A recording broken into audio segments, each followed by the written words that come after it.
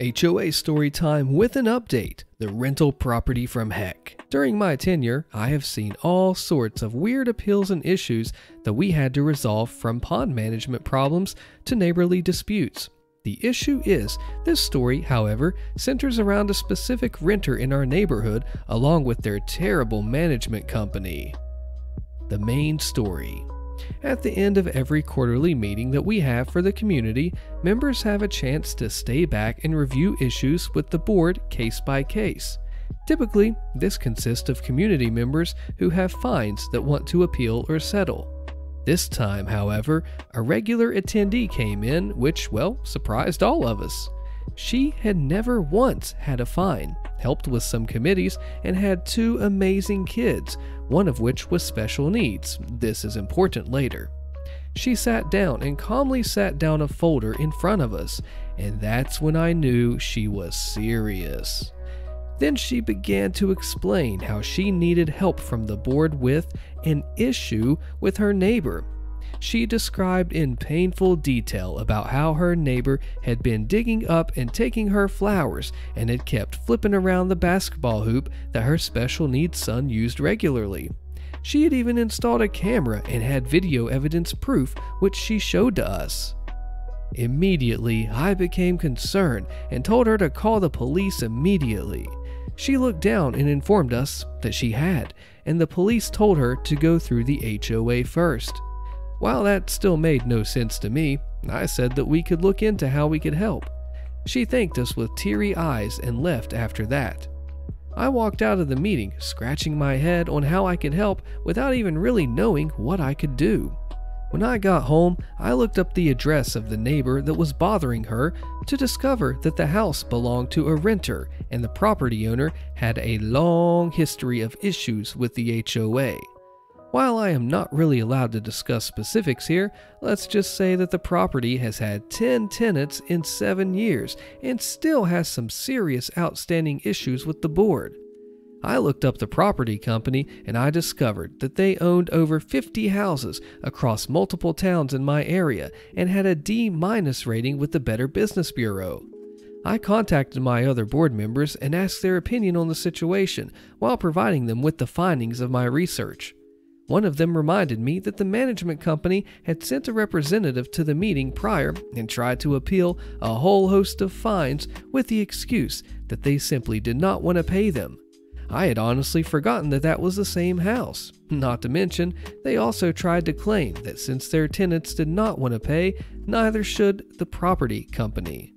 So we denied all of their requests since they were years behind in many fees and dues. I drove by the property and realized how bad it looked. The grass was over a foot high, there were dog chains in the front, and their flowers were of course immaculate, and the neighbors' houses were missing.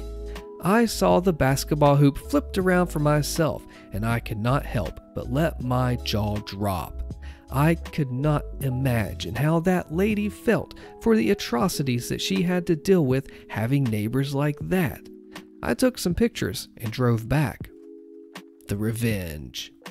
I contacted the board's legal consult and asked if there was anything that we could do to help. Since the property ownership company had refused to pay dues and fines for over 8 years since buying the house, we did have the authority to foreclose and then put the house for sale through the bank that had the loan, which I thought was a little strange that corporate housing company would mortgage it given the amount of houses that they owned, but oh well. I did not like the idea of foreclosing just yet, so I set up a meeting request with the tenant. I sent a request for him to talk to the landowner since we were not allowed to interact with renters, and made my list of items. When the next meeting rolled around, the same representative from the company that showed up a few meetings ago was there. He stayed around, and when it was time for his individual time slot, he sat down and calmly asked what was wrong. My VP started with the list of fines and past due payments and asked if and when they planned to pay it. He replied calmly that they had no intention of paying them. I then asked him if he knew that that means the company could lose the house to foreclosure. He looked sheepish for a second and then replied that they had great lawyers since they had dealt with this through other neighborhoods. We tried to reason with them a bit more, but it was clear that they thought they were above the community standards and owed us nothing. So I personally like to wait 10 years before finally deciding to foreclose on a delinquent house, since no account has ever had that long of a history with the HOA, as we're usually able to resolve the issue. HOAs need to use that authority extremely carefully. Since this was clearly never going to be resolved, the board voted to start the proceedings to foreclose on the property. I reached out to the other HOAs where the company held property and found out that 2 of them were doing the same thing. While it's currently an ongoing case, there is a chance that we can also file a class action lawsuit against the company for property negligence. We'll see what happens, but I would love to run them out of business, since all they do is get bad renters, ruin houses, and ignore HOA rules. I also got into contact with our community's police contact and informed him of the flower stealing and trespassing. He was stunned to hear that the department had turned this lady away and offered to help. She reached out to me a few days ago to let me know that there is now an investigation into the matter and that she's trying to sue him for stealing property. I offered to testify if it ever came to that, and I am sure that she will win. The update. 9 months ago, I posted about a rental property that was out of control due to a poor investment property firm. After a long legal battle, the board was able to prove to a property judge that the land was out of control and was not maintained. We secured a lien of 20% of the home for all of the fines and unpaid violations, and the judge ordered them to be paid immediately. Otherwise, they would face an expedited foreclosure since the property owner was acting in bad faith, and my state has a special process for these edge cases. As of yesterday, the company who owned the property declared themselves insolvent since 3 other surrounding HOAs imposing similar fines on their properties were included in the ruling. We cannot wait to recoup the damages, and we are working our local foreclosure management team to try and help guide the process in selecting a new homeowner, since any party with a 15% stake gets weird voting rights.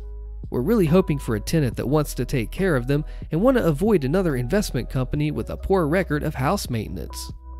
As for the poor homeowner whose flowers were stolen, the board paid for the neighborhood's landscaper to professionally install them after the current renter left a few months ago. The homeowner's property looks awesome, and they've recently joined our social committee to welcome new people into the neighborhood. While I have to keep it very vague, there are also criminal charges being investigated, which will unfortunately take more time to process. While not every story has a happy ending, the diligent work of this homeowner saved the community and others from a terrible homeowner. Always document these issues, since you never know how someone else may be able to help you with it. Do you think this HOA Karen got justice, or what would have you done in this situation? You ever had a bad neighbor? Let me know. This HOA Karen is absolutely mental. It's called I Had a Rare Encounter with a Wild Karen and Her Weed Whacker. Get ready for this one, man. To set the stage for this interaction with a Karen, we have a friend who we'll call M. Now, M can speak English and hear just fine, but is fluent in American Sign Language and prefers to use that when interacting with new people in public, rather than talking to them, and I translate for them as needed. So M and I were doing a Scouts event called Scouting for Food. We were taken to a specific neighborhood to tie blue bags on the residents' doorknobs. The bags were for them to fill with a non-perishable food like canned soup or cereal and other things that don't spoil easily, and we definitely don't have people pay for them. If you want to put out a bag, you put out a bag. If you don't, you don't. No big deal either way. So M was walking on one side of the street and I was on the other. As we round the corner, I see some movement from out front of one of the houses. A woman with a surprisingly normal haircut was standing in her front yard, prowling like some kind of horror movie killer. My first red flag went up when she spies us walking down the street, going up to each house and tying a bag on the doorknob, and she retreated back into her garage. The second red flag was when she walked back out of said garage holding a weed whacker like a pitchfork. M was on the side of the street that her house was on and hadn't been paying too much attention to what was going on around us. As I begin to walk up to the next driveway, I hear a voice call out loud and brash, like someone trying to play a saxophone for the first time. "Excuse me, young person." I turn around and sure enough, it's Karen. She's standing on the edge of her yard, eyes locked onto me. M is standing a few feet off of her property, not quite daring to walk in front of the house with the crazy weed whacker lady. Realizing that she has my attention, the Karen gets bolder. You are not allowed to solicit in this neighborhood. No salespeople allowed. To explain why Karen was saying that we're door-to-door salespeople is so ridiculous. Both me and M were wearing our uniforms, which consist of red polos, sashes, and jeans. Okay, the jeans aren't uniform, but this took place in the fall, and jeans are comfy. Karen takes a step towards M and waggles the weed whacker. Not wanting M to get hurt, I tried to defuse the situation by saying the obvious. We're not selling anything. This is legal. We're not bothering you. Leave us alone.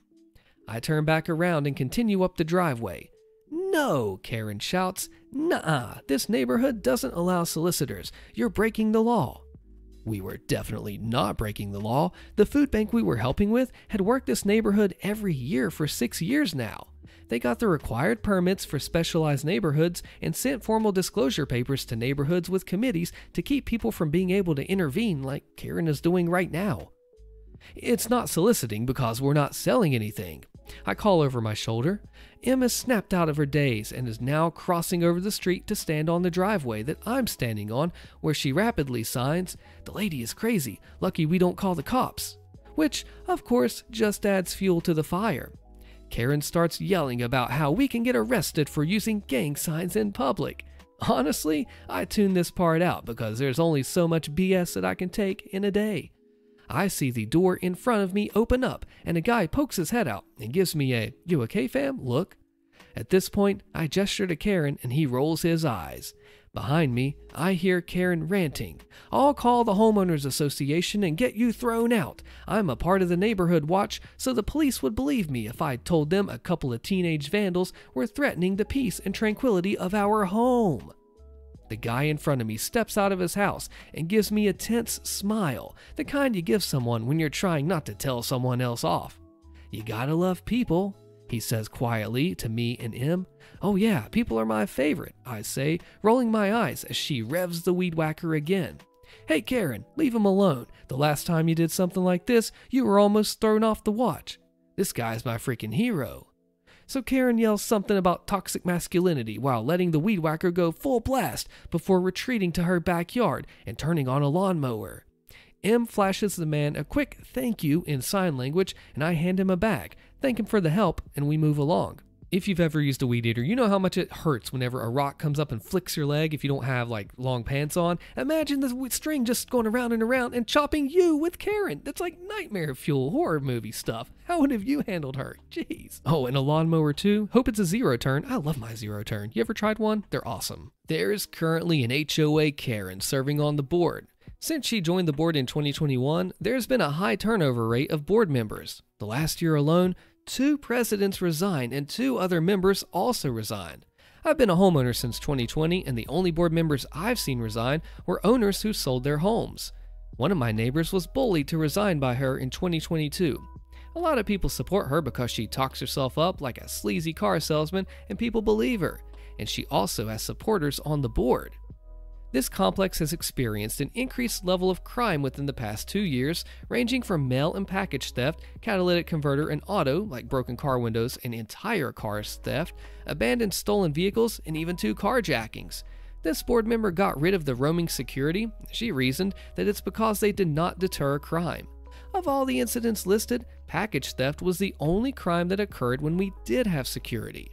She constantly advises the owners and renters to not call the police because it'll bring property values down. Every time someone brings up the crime, she either ignores it, berates us for leaving stuff in our cars and not being home to get our packages, or she shuts people down by spouting out incorrect crime facts. For whatever reason, our HOA fees have doubled since I purchased in 2020. When I questioned her about the fees and requested an official audit by an outside company, she flipped out. She went on to say how she's a professor and it took her months and months to get the finances straight. She's a nutrition professor and tries to work that into every conversation. Depending on the condo layout and type, there's a reserve account for each section. The units had the most money in the reserves because we have the oldest buildings. Since she's been in office, the reserve account for the unit section that I live in was depleted to pay for construction issues with the new $1 million condos. She's making the homeowners in our section pay it back. More recently, she tried to hit me with her car while pulling into the motor court where her garage is located. Some of the condo units have a motor court where there's 10 condos that access their garages via one driveway, and it's somewhat T-shaped. 2 cars can drive in and out of the driveway. That's how wide it is. I live in condos that do not have a sidewalk on my side of the street. In order for anyone who lives on my side of the street to walk on a sidewalk, they have to cross the street, the same side of the street where the HOA Karen lives. When I was carrying my dog while walking on the sidewalk about to cross HOA Karen's driveway, this woman pulls into her driveway, not stopping or even slowing down for me. She made direct eye contact with me while she pulled into her driveway. I was so startled that I took a step back. I usually cross the driveway on the sidewalk to cross the street to my home, which I was doing at the time. And I always look because my neighbors are known to speed. I did not have my phone on me at the time. Thankfully, I have Ring cameras on my balcony facing the street. The cameras are motion sensitive, and one of them caught her turning sharply towards me stepping back, and her speeding into her driveway. Ring only saves video for 60 days, so I pulled random days of video from November and December to compare her driving habits. She makes wider turns and slows down. After comparing it and showing my mother the video, my mother reported her on a local website that addresses traffic safety issues. Within minutes of it being submitted, this red-handing bee texts me asking me to come directly to her for issues with her driving and defending her driving. Shortly after, she messages one of the neighbors asking him if he reported it, and then goes on to accuse me of reporting it and claiming that I was walking in the middle of the street. All of this behavior confirms to me that she knows she's guilty of intentionally trying to hit me. I don't want to go to the board with this because they're part of her fan club and enable her behavior. What should I do? What can the HOA management company do? Attempted vehicular manslaughter is a crime. You need to go to the cops, sue, lawsuit, something. This is serious business here, and she's trying to cover it up with her friends on the board. What would have you done? Sued the HOA. They towed my truck twice off my property with updates. Click the video on your screen so you find the final fallout of this one, and I'll see you there.